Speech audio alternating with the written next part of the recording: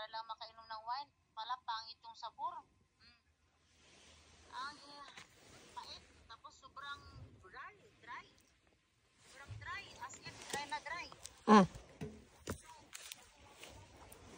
Yeah.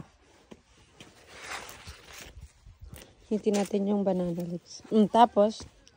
Naubos ko. Hindi siya nasayang. Nakuha mo ang ibig ko sabihin? Yeah.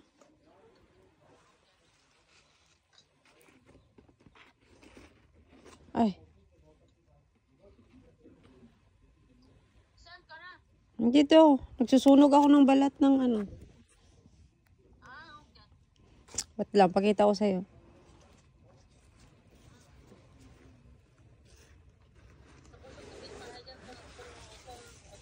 Bitingin, anong sinusunog ko? Gaganon yan. Ginagawa ng Chinese na liquid dyan. Susunod ng dahon. Ano kaya yun? Ano kaya yun?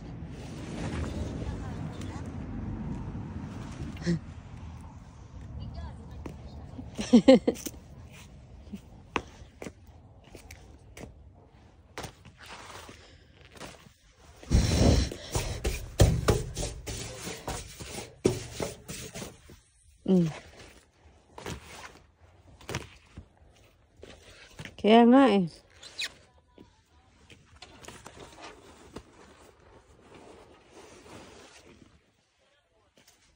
Nang tsaa? Ginseng siya. Ginseng tea. Sarap.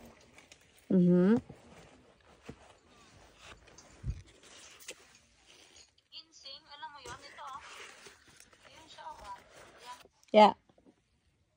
Sarap. First time ko bumili sa buong buhay ko.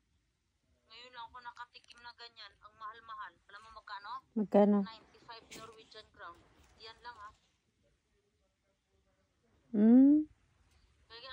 Kaya kapag punta ka ng Japan, bibili ka ng ganyan. Kasi Korea. So sa Japan, sa Korea, sa China na marami yan. I-export yan. Kaya ka mahal. Yeah. 95 Norwegian crown na. Yan. Pero marami na rin. Isang box. Kasi alam ko yung mga Chinese, ito yung kanilang tea. Punta ka sa Chinese restaurant, order pa ng ganito, mahal kaya po. Mahal nga yan to. Oo, kasi Korean, made of Korean ginseng tea. Hindi sa ginger ha, hindi loyang ginseng. Mahal yan, yung ganyang klaseng ano, tea.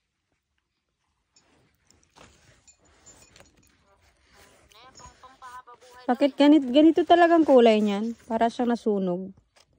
Oo, ganyan. Oo, ganyan siya. Ganyan. Tama. Paano? Oh, sige ta. Sarap. Okay,